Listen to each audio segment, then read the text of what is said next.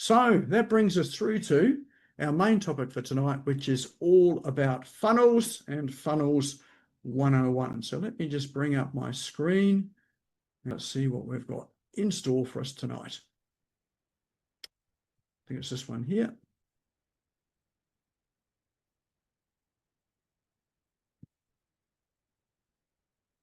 And I have used one of my favorite tools tonight, one of my go-to tools, which is Canva, to create tonight's presentation. Let's see if it'll work, because AWS, which is Amazon Web Services, they had an outage yesterday. So if you notice that you were using some tools out there that they weren't working or weren't that responsive, it was because Amazon Web Services is out, and obviously, and they host a lot of the large applications that are out there.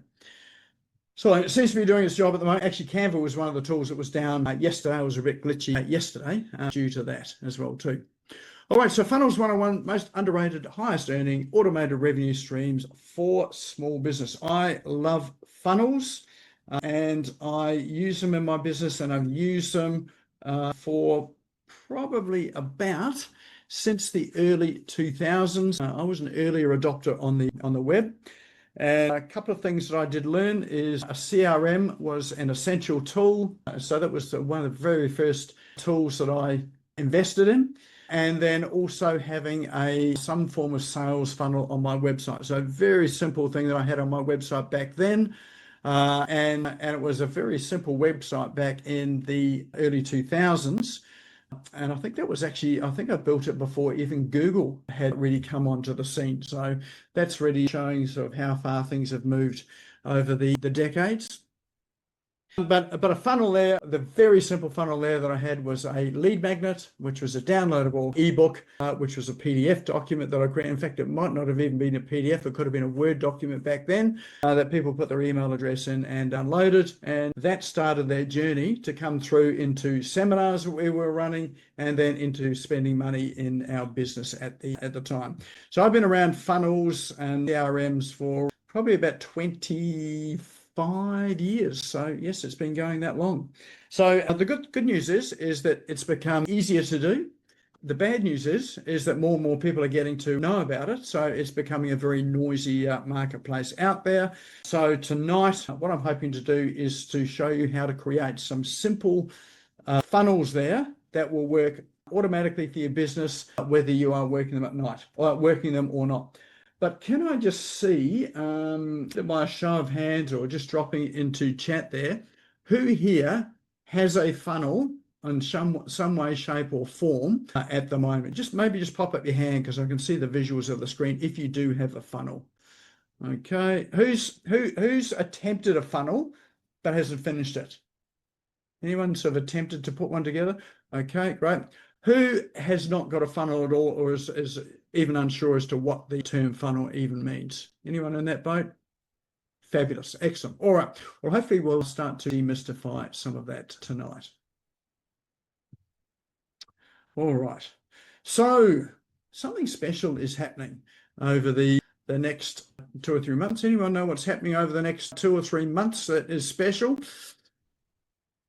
Anyone been getting Christmas invitation from businesses yet?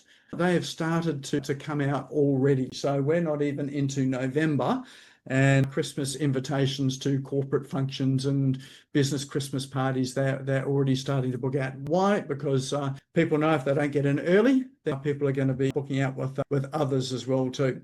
So what is happening over the next few months is that we have holiday season. And holiday season typically is the time that people spend the most amount of money on items that they want. So notably, you've got, what have we got coming up? We've got 11 different either holidays or events coming up over the next October, November, December, January, February, March, over the next 6 months. There are 11 significant occasions coming over, which are a real bonanza for small business.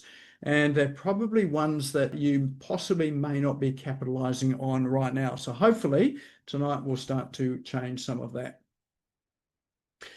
So on the screen here are the 11 occasions that we have coming up over the next 6 months. So if you have a look at it and maybe just unmute yourself, tell me what you see there in terms of the holiday occasions. So feel free just to unmute and yell them out, or even pop them into chat as well too. In fact, I'll open chat because I can't even see it at the moment. I've lost it. There we go. Open up chat. So what holiday occasions do you see there? Don't leave me hanging.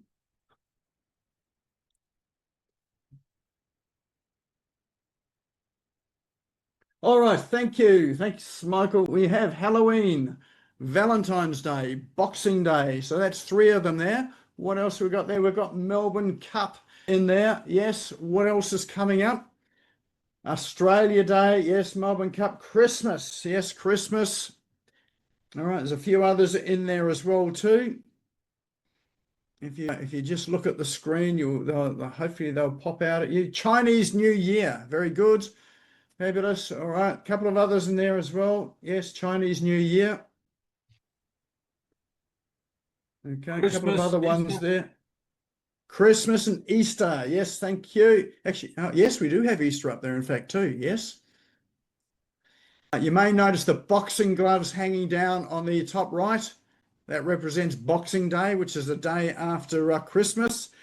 I don't think that's actually the symbol for Boxing Day, but that was how I remembered it. What else have we got there? Easter, Boxing Day. Yes, there we go, Jacqueline. Couple of others in there that are quite significant as well too, that haven't been mentioned. There we go, Black Friday. Thank you, Black Friday. Yep, and one other significant one. Valentine's, Nick. Which one? Valentine's. Yes, Valentine's. And what was the other one? Chinese New Year. Yes. And bottom left, there is Cyber Monday as well too. So there are lots and lots and lots of occasions here that you have an opportunity to capitalize on when people are spending money. So you may think something like, say, yes, New Year. Thanks, Jeff. And also I think day after New Year's a holiday as well too, isn't it? Isn't it recovery day or sort of hangover day after New Year's Day? So there are lots of opportunities in there for you to capitalize in on some of these opportunities. Now you might think, well, Halloween. How does Halloween impact your business? You may not be selling supplies for Halloween or costumes or anything like that there, but how does that actually fit into your business? So if you have a look at some of the sales that are happening or some of the promotions that are happening online over Halloween, you'll see there's a lot of businesses out there that are not selling anything Halloweeny, but they're using the occasion to highlight their products or services.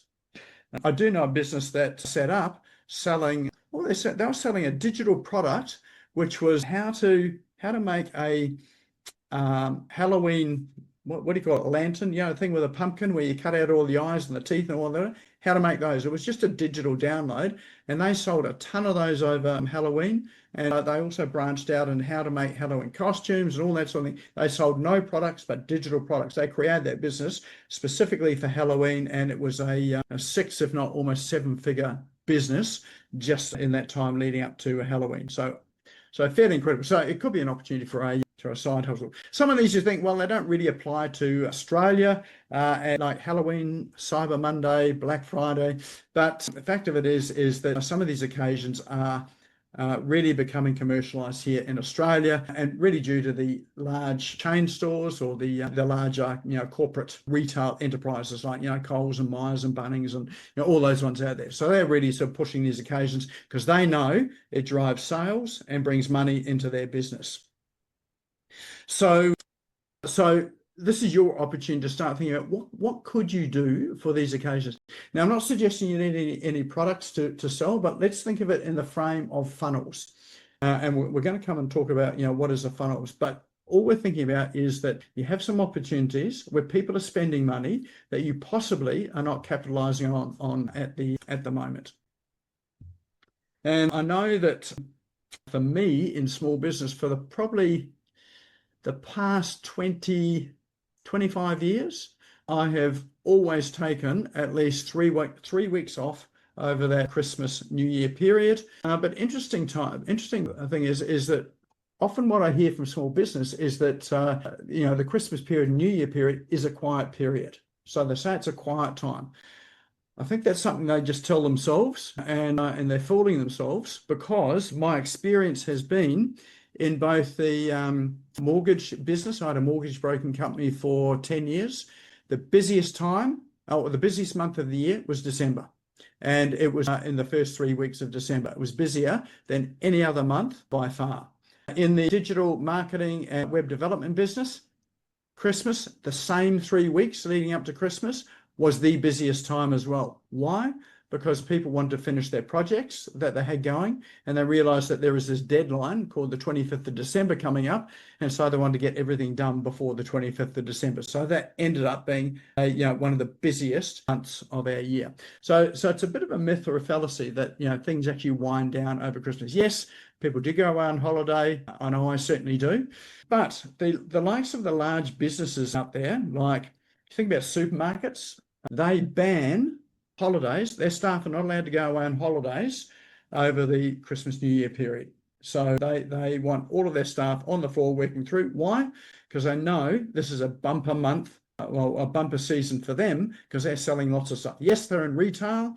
And you've got these events like Christmas and New Year that people are shopping for, and also Australia Day as well too. So people are in there buying, Australia Day regardless. So they want their staff to take holidays at times other than these holiday periods. So any holiday period, if you happen to be working in one of these stores, or you've got kids that work in these large retail outlets, then you know that they ban holidays then. They prefer them to take holidays at other times. So they know this is where the money is during this period of time.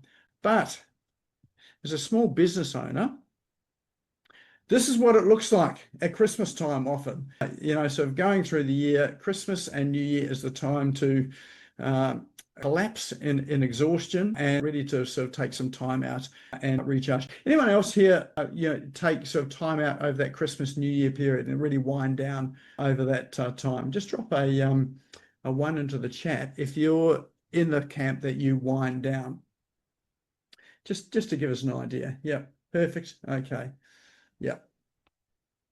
All right. So, and sometimes wind down looks a bit like this. I know for me, come Christmas and New Year, this is me.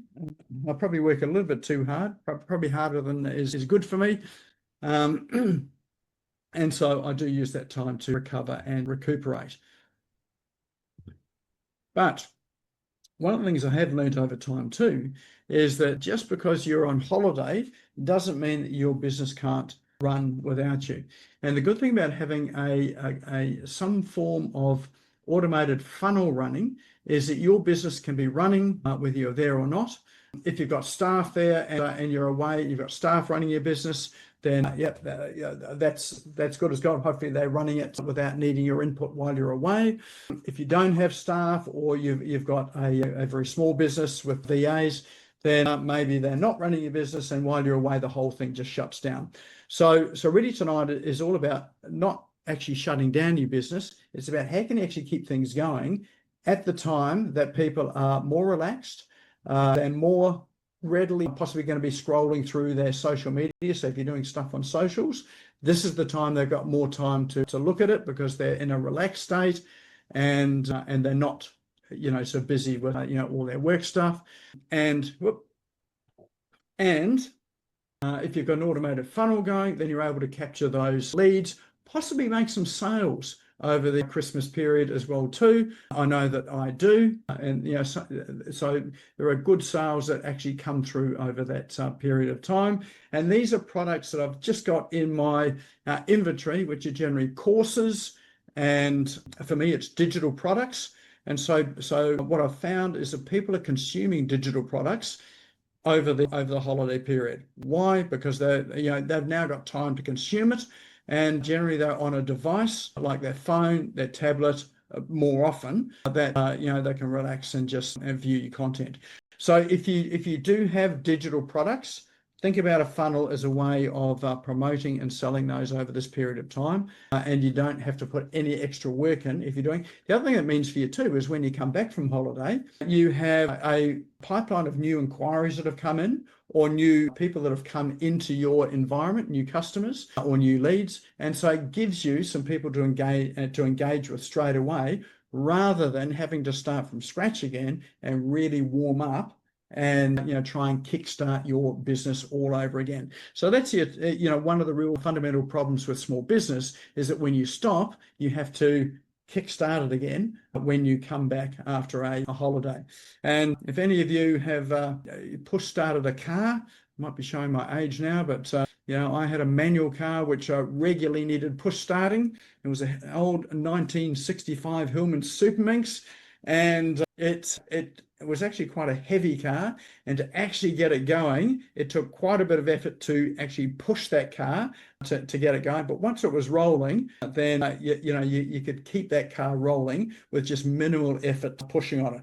Fortunately, it used to kick over as well, so I could actually drive it, so it meant no more effort. But small business is a bit the same too. Like if you stop your small business at Christmas, then it's like you have to have a big push on in January to really get it going again. So you actually have to get a bit of power and in behind it to get that momentum going again. And the interesting thing about your leads and sales is that the sales that you're getting today generally were initiated about 3 months ago. So the activity that you did 3 months ago often results in the sales that you're getting today. So if you stop over Christmas, that means you are going to have a lull in sales in about March.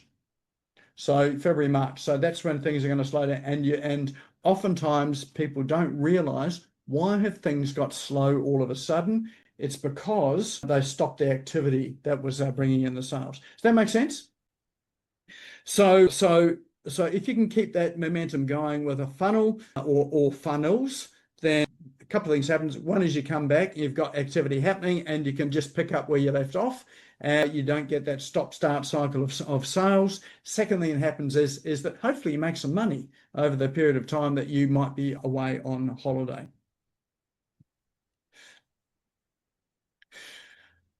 So here's what I'm going to run through with you today. So this is a model of funnels, and funnels, the F stands for follow up. So funnels essentially are about following up. It's one of the things that in small business we're probably the worst at. Easy to initiate contact with people, easy to sell people, but between times that follow up is often where people get stuck. Understanding your audience. We're going to talk about how do you understand your audience at a deeper level than just what they tell you. It's about nurturing the trust that they have in you, and trust now is more than ever. It is more difficult it's a longer path to earn. It's harder to keep, and it requires effort to keep trust.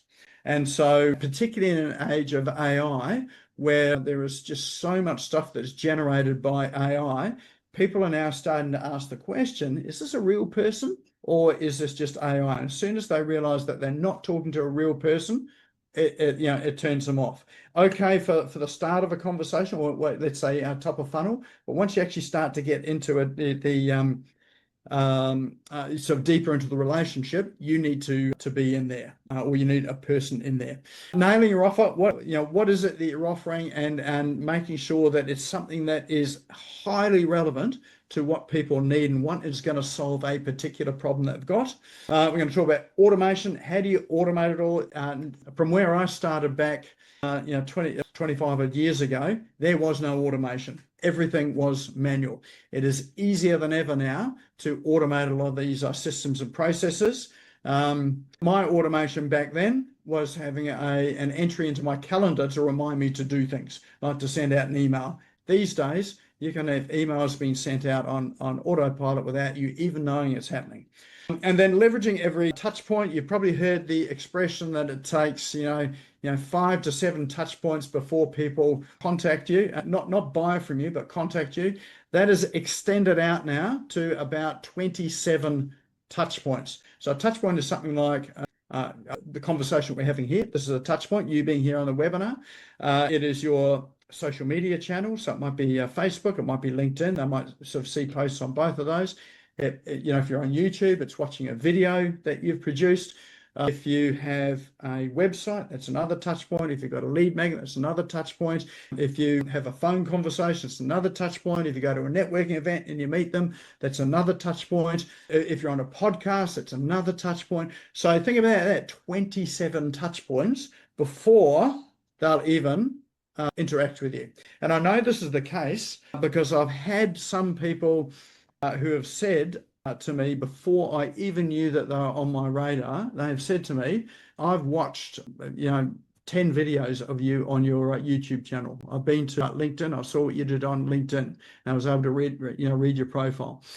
So people have told me this, and so that's how I know it's true. So I've got empirical proof of it as well too. So they'll be doing the same thing with you as well too.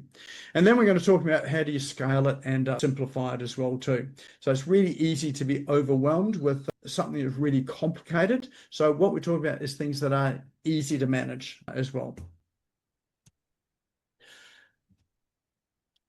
So I'm going to tell a story about this is a friend of mine who was getting carpet into his house. He was recarpeting his house. It was really just replacing the carpet. He got quotes from a number of places, but the difference between them all was that there was one place that consistently followed up. And when I say follow up, it was a phone call. They followed up with a phone call. They sent the quote through, and they followed up with a phone call. They weren't the cheapest. So they weren't the cheapest of them. They were the ones that eventually got the job for one reason, is that they made the phone call. So they'd ring up and they said, any questions about the quote, or how are you going with the quote? Is there anything else that you need? And so they just kept on following up every couple of days until they got the yes. The other carpet companies, not one of them actually followed up. So here's a question for you. How often do you follow up after the first transaction or first conversation that you've had? So how often would you follow up? And second question, how consistently do you follow up? So you might follow up some, but do you follow up everybody? So you never quite know who's going to be the one that's going to be ready to buy, or your ideal customer. So, are you following everybody up? Remember when I was selling insurance? And one of the things we had to do was to get referrals. We had to ask everybody for referrals. It was drilled and hammered into us to ask everybody, even those people that we thought would say no, ask them anyway. And the interesting thing was some of the people that I thought were going to say yes, they're going to happy to give referrals, they said no. Some of the ones that I was scared to ask because I thought they were going to bite my head off and say no, they were the ones that gave me referrals. It is the same when you follow up as well too. The one that you think is going to say no, quite possibly is going to say yes. The one that was going to say yes might quite possibly say no. So following up everyone is important. Now, just to add to the carpet story too, they weren't the best either. So they did things like try to change the quote after it had been accepted.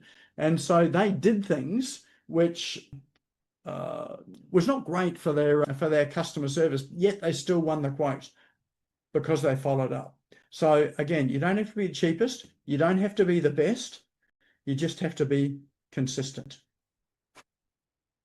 And that's one of the key things with your funnels is it allows you to follow up whether you want to or not. If you've got a funnel set up that sends out an email 2 days after, 4 days after, 6 days after, 7 days after, it is going to do that until you stop it. And most of the time people are not stopping it because it just happens automatically. I've got a funnel out there at the moment. It's on my website. If you go to my website now, smashgo.co, if you have a look along the very top bar of the website, it has got a download for, what is it? Oh, for generating leads. That one there, that gets me consistently leads every week. People download that every week. And the email series that I've got, the follow-up email series that is in that one there, follows up for 2 years every week. So they get an email every week for 2 years, having downloaded that lead magnet. So that is an example of a funnel. And these are non-salesy emails as well. One of the things I am able to do with the emails is that, and this is using the system that I've got, which is based on Go High Level, it's iConnection, is that I can change at a moment's notice the call to action that I've got on the bottom of the email. So sometimes the call to action, often it's a very soft one, which is like, if you want help with this, just hit reply and send me through an email, and happy to have a conversation about it. But I can change that by changing what they call in there a custom value or a custom field. So if I've got a promotion going on, I can exchange it and say, if you're interested in finding out more about a particular program I've got, let's say a funnels program, then we can just inject that into the emails at any time. So, but I don't have to change any of the emails. It's all set up to happen automatically by changing just a field in the CRM. So, but what it means is everybody that enters the ecosystem, they get a follow-up for the next 2 years. So how many people here are following up your leads that haven't bought from you every week for 2 years? Anyone else doing that? If you are, you're doing a great job. But I do have to say that this, for me, this generates business for me. So people, I get replies from some of those emails 8 months down the track, and we end up helping them with a product or a service that we offer here. So it really does work. So first thing is your funnels are for follow-up. Next thing is that you need to understand your audience or your target audience at a very deep level. Now, what I mean by that is that you need to be able to articulate what they're feeling inside about the problem that they've got that you're able to solve, able to articulate that better than they can themselves. So, and what we're talking about is being able to articulate the emotional or feeling that they've got about what's happening for them. So if you think about the problem that your particular product or service solves, what does it solve? Or what's one of the problems it solves? I would think you probably solve many problems, but what's one of the key problems you solve? And one way to find out what are sort of people's deepest, darkest, sort of secrets in terms of how they feel about it is to ask your existing customers that have been through the process, that have bought from you, why they did that, and what difference it's made to them, and how life is different now to what it was before they met you and before they bought your particular product or service. So what you're looking for, and then if you ask them the question, this is the key question: how were you feeling back then? How do you feel right now? Those feeling questions are the key thing to understanding what people are experiencing deep inside. If you can start to understand people better than they can understand themselves and actually talk about how they're feeling in words they haven't been able to describe about themselves yet, then that there is the language that you use in your funnels and in your marketing, and you will get people coming to you all day long. So this is your critical part of understanding your the people that you serve. So have a look at other things too. Have a look at testimonials that you get. If you're not getting testimonials, start getting testimonials. If you're getting reviews, have a look at the reviews that you're getting and start to sort of see what they're saying in the reviews. And even have a look at your competitors as well too. So one of the things I like to do is go and grab my competitors' reviews, put them into ChatGPT, and then ask ChatGPT, tell me what were the problems that people had that this particular business has been able to solve for them, and what was their emotional state, or how did they feel about it before they had the issue solved, and how they feel about it afterwards. So ChatGPT will give you some amazing insights if you ask it that question. So if you don't have reviews, you can use other people's reviews, but if you've got your own reviews, it will help you with that. So use ChatGPT in that way there to help interrogate and find out what people's deepest, darkest, unexpressed emotion about the problem that they've got that you solve. Does that make sense? Any questions about that? Often this is a harder concept to get your head around. I see I've got my hand up, but no one else has got their hand up. I better put my hand down. All right. Next one is trust. We are in a trust deficit at the moment. People do not trust business as much as they used to. There's been a real erosion of trust in key people that in the past were trusted. So you think about, I was going to say politicians, but maybe no one's ever trusted a politician. But, teachers, police, doctors, those professions there. There's been a real erosion in those traditional places of trust. And you think about those trust people these are the ones that typically would be JPs. So they'd often call on doctors and teachers and police and firefighters as JPs. So it's been a real erosion. So you really have to work a lot harder to develop and nurture trust. And so what your funnels will do, or your funnel will do, is to help to do that. So if you think about, if we go back to what is the problem that you are able to solve, that you're able to communicate with people, and just pick one problem. You may solve a multitude of problems, but just pick one small problem. So for instance, if someone is, let's say they're looking for investment advice. What's the problem that you're really solving, or what's the problem that they've got in terms of just wanting investment advice? So, and often that comes by asking questions. What are they trying to save for? Maybe they're saving for retirement. Why are they saving for retirement? Because they don't want to be on bread and rice, crackers and water when they retire. Why is that an issue? So you keep drilling down to how they're feeling, and then you start to find out why is it they want to invest. And so you might find someone saying they're 50s and it's like, and they say it's too late to invest. I left my run too late.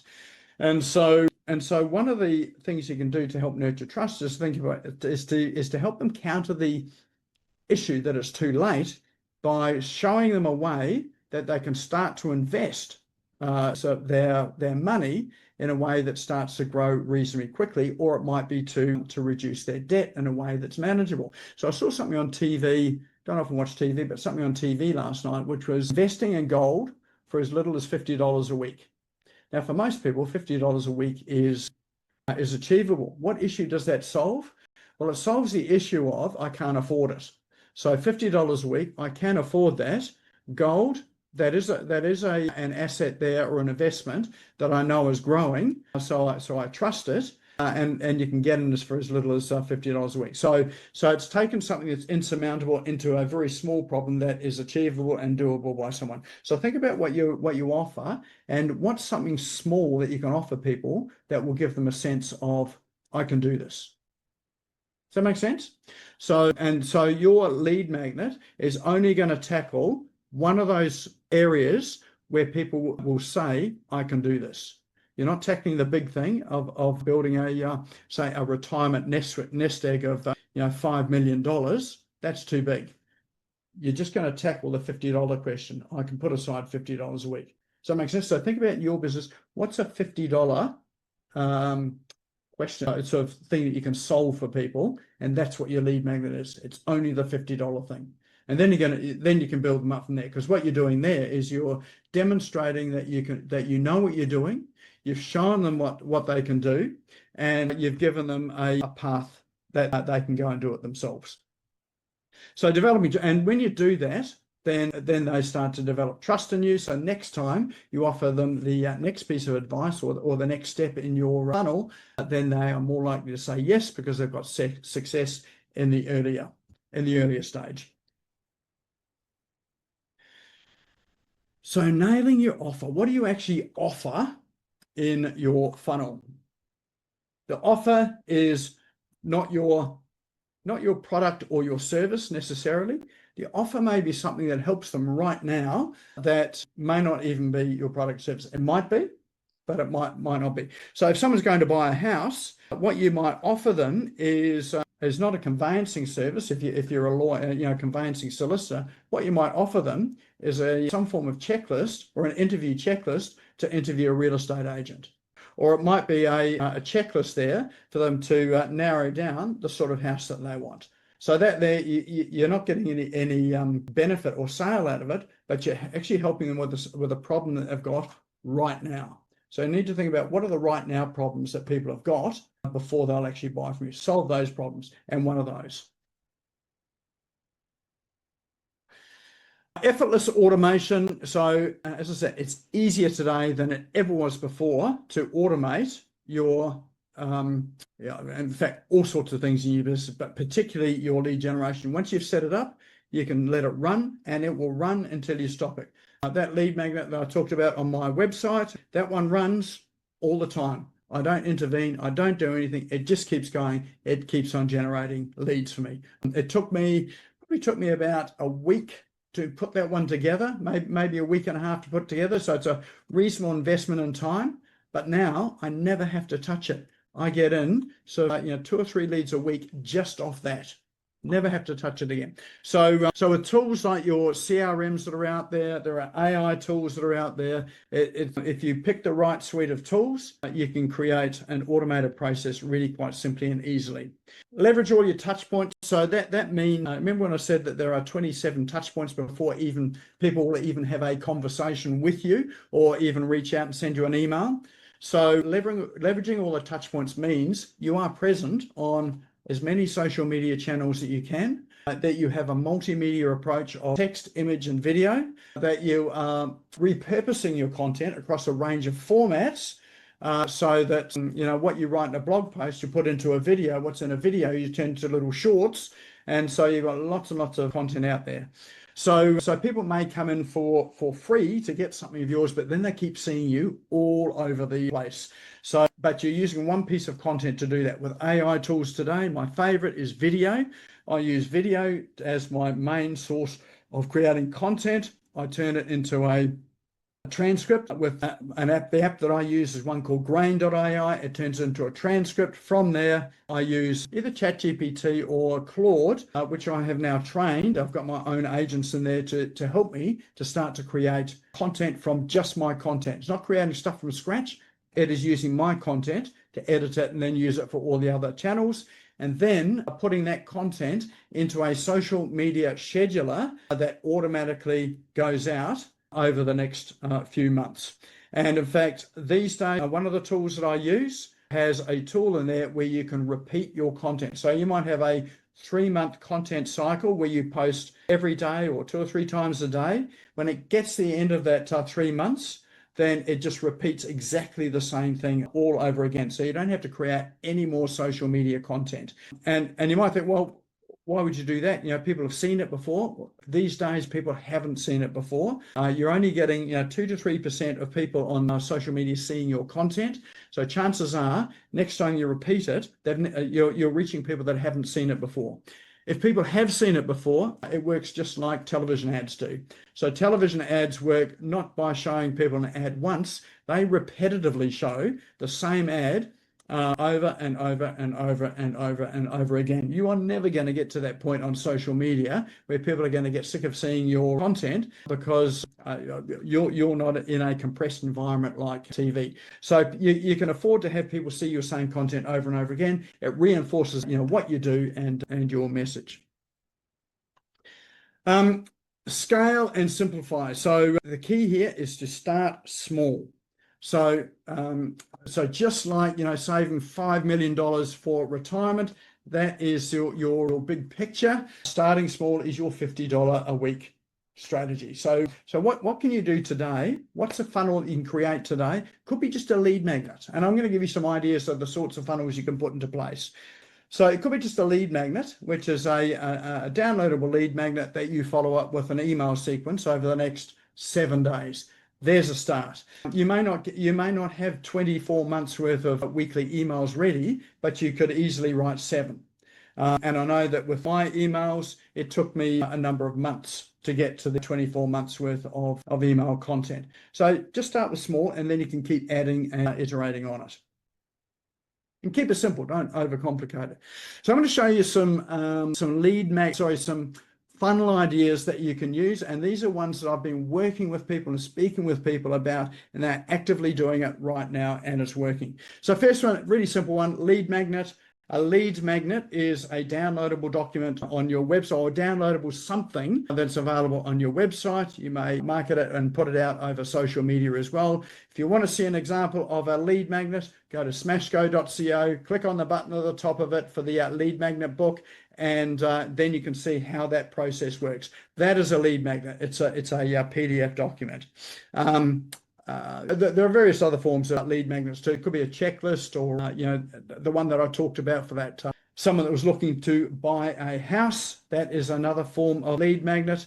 But really, that's your simplest thing you can do. Think about what is a problem that people have got, one of those $50 problems, not the $5 million problem, that you can create into a simple process for them to follow, or something's going to be helpful for them to get a quick win. That can be a lead magnet. Quiz night. Not actually quiz night, but quizzes. So if you've ever heard of quiz funnels, there's a good book to read by Ryan Levesque called The AEST Method. It is about quiz funnels. So what a quiz is, you can put a quiz onto your website, and there are quiz creation tools out there available online that you can use. The Go High Level iConnection platform has a quiz platform in it. So creating a quiz is asking people questions about some aspect of who they are. So one of the best quizzes I've seen is anyone that was here, I think, so was it 2 or 3 weeks ago when Rory Kilmartin was speaking, and he was talking about relationship archetypes. He has a quiz on his website where you can go through the quiz to look at what archetype are you. So one of 4 archetypes. And they've got animal names as well too. So you're either a gorilla, a fox, a sheep, or a wolf. So so with a quiz like that, they are fun. So because it's got an animal associated with it, people want to know, what sort of animal am I? I'm a fox, by the way, Basil Brush. So if you do that, it's fun. So it's an easy way to capture people's sort of details into your funnel, and they have fun with it. I've seen it with coffee as well too. What is your coffee personality? So this quiz took them through, do they like it dark? Do they like it light? Do they have milk in it? Do they have oat milk, soy milk, whatever in it? And so it was a series of about 5 questions. And at the end of it, they recommended a type of coffee that they happened to have sold that was suitable for them. So for them, they made lots of sales out of it, but they also collect people's names on the way through so they can continue to keep in touch with them by email. So quizzes are fantastic. Survey, a little bit like a quiz. So survey operates in a very similar manner. I've seen a survey used for compliance, for legislation compliance. So the survey was all about, are you compliant with ACCC, fair trade, fair work, and a range of things that was all a bit beyond me. But you can use a survey there so that people can take an assessment to see where they stand. So they work really well as well too. Before they get the results, they have to give you their email address so that you capture that, and then you can keep in touch with them. And with the survey and with a quiz, you can deliver them relevant content by email on an automated basis. It's already pre-done to help keep them engaged and move them along the process of either booking a meeting with you, so buying your next level product, or finding out more about your products and services. So surveys are really good.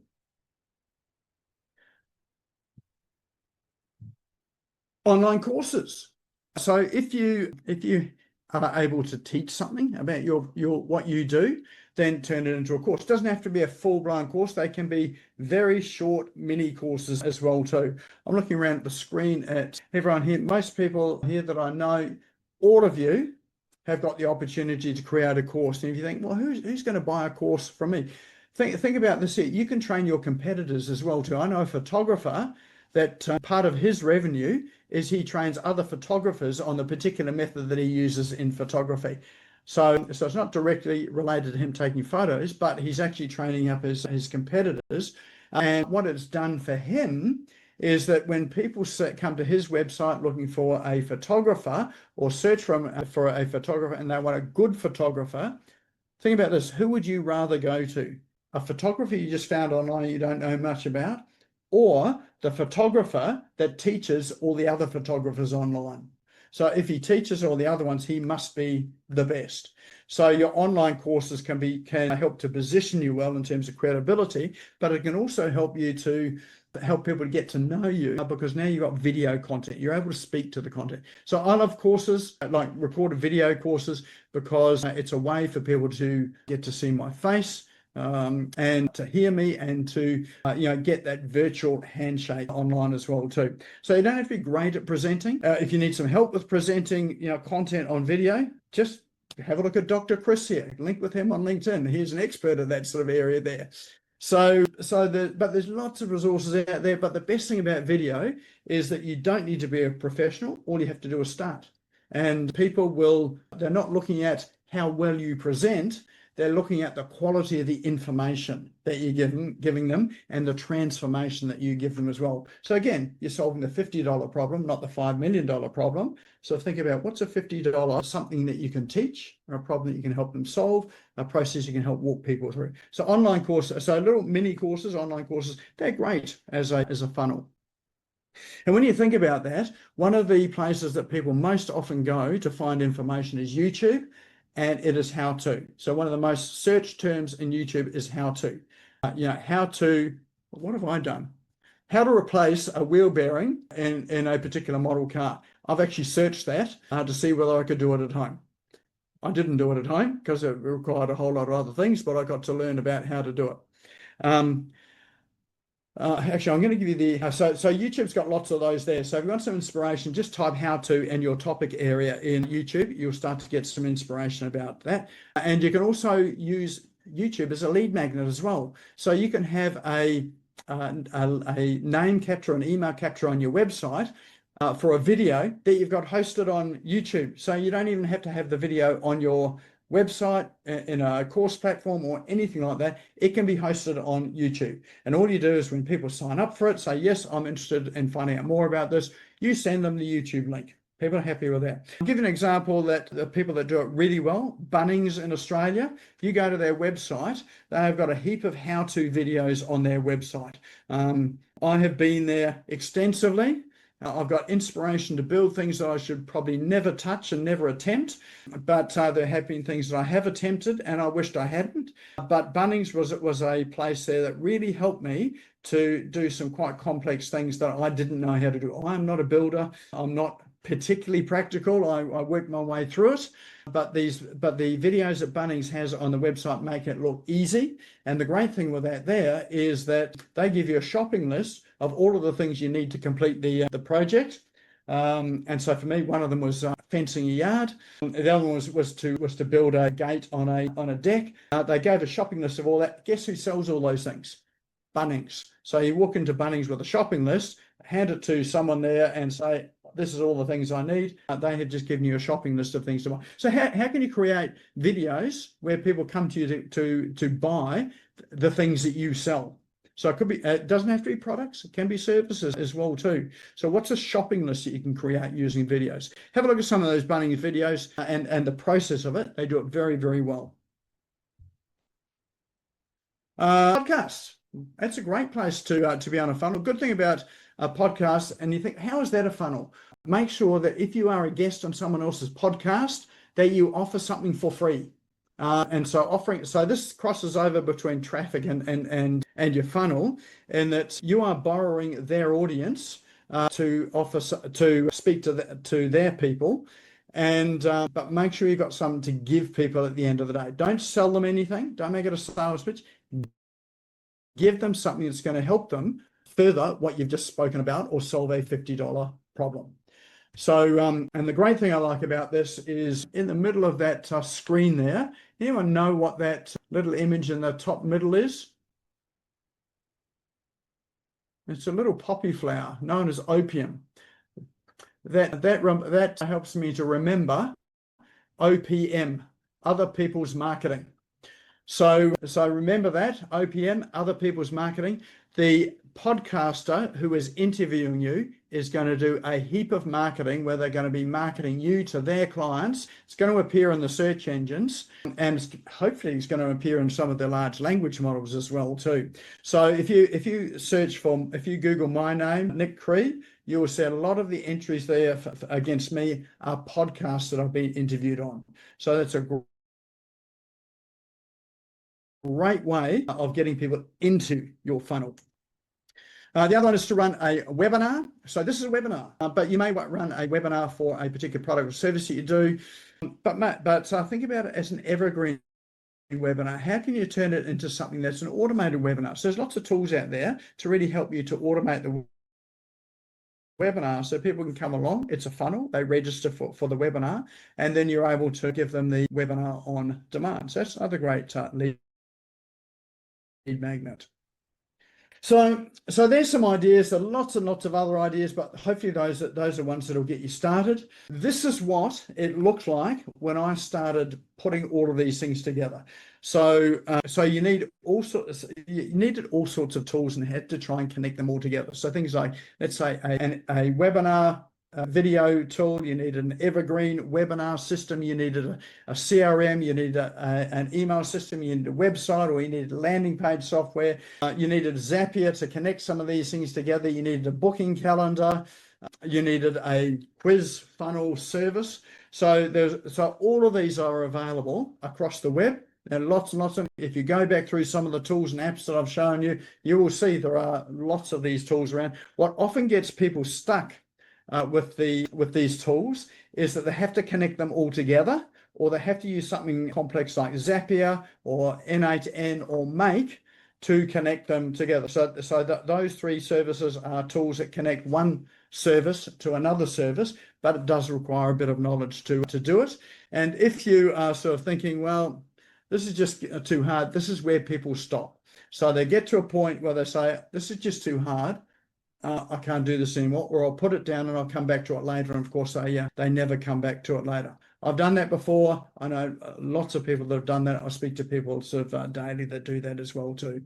So the great thing about today is that you can find all of those tools that you need all in one place. And that really has been the motivation for me to use the iConnection Go high level tool.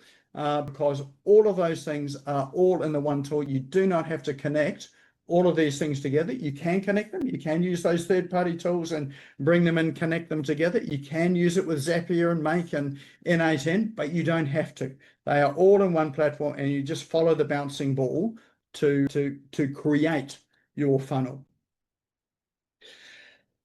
Key thing with it is that in order to create a funnel that's going to work for you over the holiday period, which is working while you're relaxing, either generating leads or making sales for you, first thing is that you need some knowledge. So that's really some knowledge about, how do the funnels work? How do I put it together? How do I do the copywriting for it so that it's compelling? How do I find out what people really want? What's their deepest, darkest emotions they're not telling me? How do we work out some of that stuff? So that all comes down to your knowledge, your marketing knowledge. Next thing is, this is really important, you've got to put in the work. Now I can tell you that I've spent probably the good part of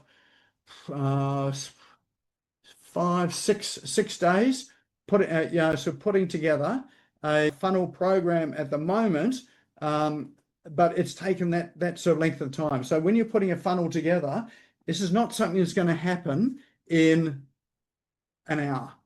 It's something that's going to take a fair degree of time. You might commit a week to it, or a couple of weeks, or 3 weeks to actually get it done and get it finished. So it's really mapping it out and working out each piece as you go through. And then the next thing is once you've got it up and running, is that consistency. So that means that you are consistently marketing or getting traffic to your funnels, so that you are consistently getting in leads, inquiries, and sales. So that the Christmas period, and that consistency is how do you set that consistency up and automate it? You can use some of the social media posting tools that are available out there that will do it automatically, and then you've got that consistency there. You can have email delivery happening on a consistent weekly basis without missing a beat. One of the big things that is really coming back now as a bit of a tip is newsletters. So newsletters are now starting to really gain traction once again. So if you don't have a newsletter, there is a good email that can go out on a regular basis. So you just need to think about how do you create a newsletter in a way it's not going to create a whole lot of work. That's a whole nother topic, and I'm happy to talk about that there at some other time, but you can create a newsletter in 20 minutes or less a week, so that, without sort of a whole lot of effort into it as well. But knowledge, work, consistency, that's where you get fit. So this, I think, was it 4th of November to 9th of December. If you are interested in getting together a funnel done and finished before Christmas, so it's ready to go for the Christmas and New Year period, then there is this sprint program that is on from the 4th of November to 9th of December to help you to create a funnel that's going to work for you. So the program here is one where it's not just teaching you what to do, but you will be doing it in there as well, so that you've got something at the end of it that is launched and is running and is working. So this is I suppose you'd call it a workshop style program over that 6 weeks. So it's a 6-week program. So it is going to be on Tuesday mornings, 8:30 to 10, where we'll pull out who your audience is, what are their deepest, darkest sort of secrets that they don't tell you that you can start to put into your marketing. What is an ideal funnel for you? How do you set it all up? And we'll get in there and help you to set it up so it's done, set, and off for the holiday period. So that's something you are interested in. You are more than welcome to come along. You're invited to that QR code. If you scan that will take you through to the page which really talks all about that and the enrollment for it. So if it's right for you, then this might be the thing that will help you for the Christmas New Year period. And of course, once you've got it running, you can keep it running through all of those other holidays, Valentine's Day, Easter, all of those there. And there are ways of tweaking some of this so that it's relevant for each of those seasons as well too. So you still go away on holiday, but you can go away on holiday with something running in the background that is feeding your business. And so that's our session for tonight. Any questions, comments, feedback? How are we going there? Glazed eyes, not glazed eyes? Is it helpful?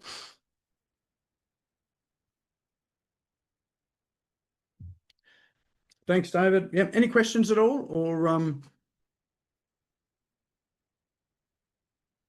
no questions? Did I cover everything? Did I?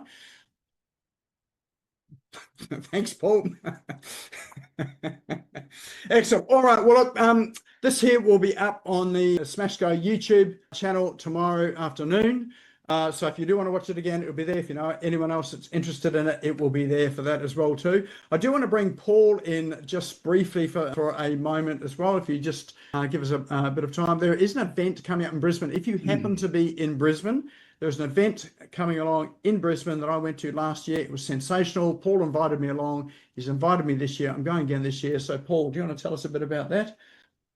Yeah, hi, Nick. Thanks very much. And as Nick said, look, it's really only applicable to people in Brisbane. So I'll do this quickly because I'm conscious that quite a few people aren't in Brisbane. A colleague of mine is a woman by the name of Jacqueline Brooker, and she's a professional public speaker coach. She teaches people how to become highly paid keynote speakers. And once a year, she hosts an event. It's coming up on the Thursday, the 30th of October. So it's only just over a week away. The cost is $197. However, because I've done some work previously with Jacqueline, she's offered me a small number of free tickets. And what my point or query is, if somebody is in Brisbane and would like to come along, it's around about developing your public speaking skills. There will be 8 public speakers, not yourselves, but 8 people that she's been training. The event, it's an all-day event. It's at Cloudland in Brisbane, and it's fully catered, including an hour and a half of networking at the end, drinks and canapes. And look, it's just last year I went and Nick and Jenny were there, and they're coming again this year. I thought it was just outstanding. As I say, if you're interested, perhaps if somebody can let me know, if you put it in the chat, I can send you, perhaps if you indicate, yes, you're interested, and drop in your email address, I'll send you a personalized invite to it. So perhaps if we can just hang on for a minute or two to give people the opportunity to do that. My email's got all the details and how to register. and how to get it for free. So there we are. Thanks, excellent. Nick. Thank you, Paul. Thank you. Yeah. Yes, it was a really good event. I really enjoyed it last year. It's a great networking event too. There's all sorts of people there. So, if you are wanting to rub shoulders with people from the business community in, that sort of local area, there's some very good people to connect and catch up with. And of course, I've got a couple of speakers from there for here as well too. Actually, Jacqueline's been on here. So if you go back through the YouTube channel, you'll see Jacqueline on there as a speaker. She was here March this year. Sorry, Paul. And no, you're fine, Nick. So look, at the moment, she's got about 130 people coming along. These are paid guests. She'd like to get the numbers up, and that's why she said to me, Paul, if you know lots of people, the sort of people that we're keen to have there. Typically, they're business owners or senior executives. So apart from anything else, the networking is just excellent, or I believed it was. Very professional, classy, upmarket. Yep, I thought it was a top day. Excellent. Thank you, Paul. All right. Excellent. All right. Well, that's our session for tonight. Now's a good time to save the chat. So all of those cool online tools, they are up at the beginning of the chat there. So if you save it, 3 little dots on the top right-hand side of the chat, that'll save it for you. And then you can go and sort of click through and explore some of those as well too.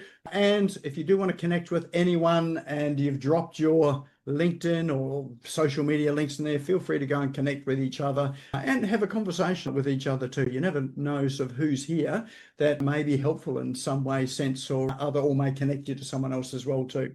So that is our session tonight. Hopefully we'll see some of you on the funnels program if you are interested in developing that a wee bit further. But apart from that, go and have a sensational evening. We'll see you back here again next week. Have a good night.